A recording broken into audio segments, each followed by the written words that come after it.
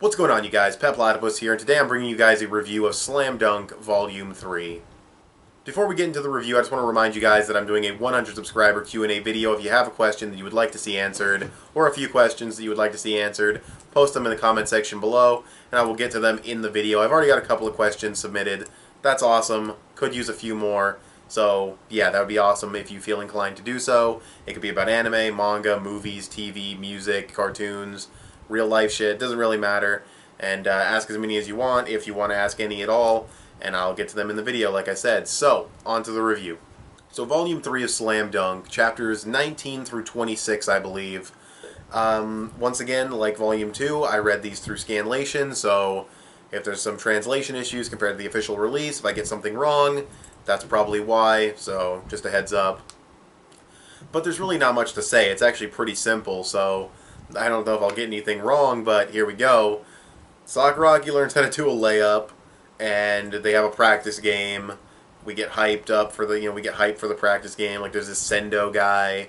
At least I think his name would be pronounced Sendo. And then there's this other guy whose name I forget, but he's like even taller than Gorilla. And yeah, they're gonna have a practice game, and I think they're like number 4 in Japan or something like that, or number 4 in that area. I'm not sure, but yeah, they're pretty hyped up. They're supposed to be a pretty good team. So yeah, we'll see how the practice game goes. I'm definitely excited to see it, but to go a little bit deeper, in terms of character development, there really isn't any, because Sakuragi's the only character who gets any, and since he didn't get any, there's really no character development in this volume. Not a huge deal. There's plenty of time later for his character to develop, but I'm so torn on Sakuragi as a character, because sometimes I like him, he's funny and everything, and then other times he's too full of himself, or even if I get past that and I'm just like indifferent, like, okay, whatever, he's full of himself, I don't care. Then he starts acting like a brat and being stupid, and I know that's his character, I know he's going to grow and everything, or at least I hope he grows, but it's just, it doesn't do it for me. His bratty outbursts and everything are dumb to me. I thought it was funny when he dumped the basket of the basketballs all over Rukawa, because that was, my whole body slipped and he just dumps it over on him. That was pretty funny. They were having like this back and forth with the ball and everything. So yeah, he can be funny sometimes, but yeah, that was also a moment. He could have had some character development there where he's like, I'm sorry, I was frustrated that I couldn't learn a layup. Please show me again. I was like, okay, maybe he's swallowing his pride. He doesn't actually mean it, but he's just kind of settling down. No, he just said it so he could get the dude to turn around and throw the balls on him. So, whatever. Could have been a moment for character development. I won't say it was wasted, though. It was for a joke. I understand that. So, yeah. Him learning the layups, though, I like. I like that they show the fundamentals of what a layup is. I liked that Haruko helps him with it, because so far she's just kind of been the trophy. Like, she's just been, like, there. She's cute, whatever. He wants her. She's like, oh, you're doing so good. He gets happy. He gets motivated. That's all she's been for, like, the entire series so far. And now she actually teaches him how to do a layup, because she said that's all she was really good at when she was a player in middle school. So we get a little bit for her. Not really character development, but we get some fleshing out for her character, a little bit of characterization, and that's cool. And the fact that she taught him how to do it is good as far as contributing to the story, contributing to the plot, contributing to him becoming a better player. It's more than just a motivating factor for him. So, yeah, she was pretty good in this volume. I liked that. Other than that, there's not really much else to say. I can't say much about this Sendo guy or that other dude, because they don't really talk much. Sendo seems like an easygoing kind of guy, and then the other dude seems like a dick, I guess. I don't know. The White Buddha, though, their coach, he's interesting because mad respect coming in. Like, they come into the gym of this other place, and their coach is like, whoa, whoa, whoa. Like, fuck, he doesn't call him the White Buddha, but he's like, hello, sir, coach. Like, I have mad respect for you. I'm sorry you had to come out here and everything. And I liked that.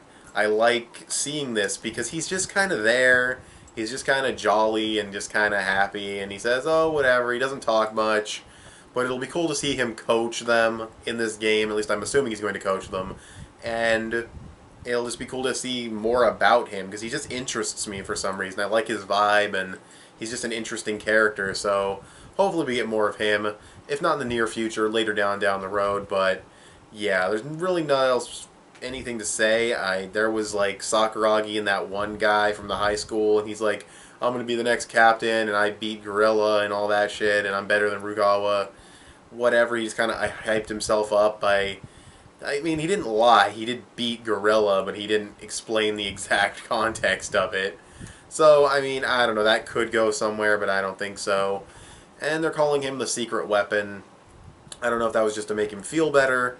Oh, also speaking of making him feel better, he learns the rebound apparently, or maybe he did, maybe he didn't. Gorilla tries to teach it to him.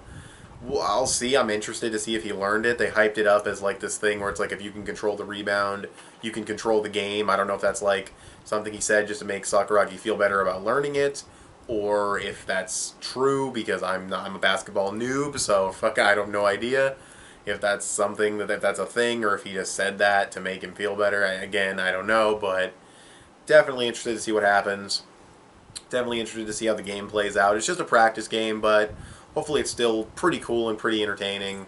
So, yeah, there's really nothing else to say, honestly. It's going to be cool to see Sakuragi in a game. Hopefully he doesn't fuck up too much, but I have a feeling he probably will. If they lose the game, that'll be interesting. It'd be cool to see him get his ass handed to him too, because that could probably further develop his character. Maybe he'll actually realize, like, okay, no, I'm not an invincible badass. I think I am. I act like I am, but I'm not. You know, if he got beat, you know, got taken down a few notches. But just have to wait and see what happens. Maybe he'll pull through with willpower, determination, and all that shonen good stuff. I don't know. But anyways, let's see. The lack of character development across 8 chapters is not really a negative, but it is kind of a gripe for me. But there are positives, like Haruko's character getting more fleshed out and helping with the overall plot. Him learning a layup and everything kind of progresses the story a bit, because it really is, it's just the story of him learning how to play basketball. So anytime he learns something new or participates in a practice game or, you know, moves forward in the game, there's some story progression there. So, yeah, I don't know, I'd probably sit it around like a 7 out of 10, you know, maybe like a 7.5. You know, it's okay to good between there, like a 7.8 or something like that. You know, it's a little bit above okay, but it's not like great. It's not like super good. You know, it's okay. I was entertained for the most part. I mean, from an entertainment perspective, I'd probably give it like 6.5, maybe a 7. It's okay. It's decent. Speaking objectively, it's a little bit better than that. So, yeah, that's really all I have to say. It's above okay, not quite like really good. So, yeah, take that for what it's worth. But anyway, thanks for watching this video. Tell me what you guys think of Volume 3 of Slam Dunk in the comments section below. Follow me on Instagram. I post things there sometimes. Give me a thumbs up on this video. That would help me out a lot. Subscribe if you haven't already, or if you like what you've seen here, and I'll talk to you guys later. Bye.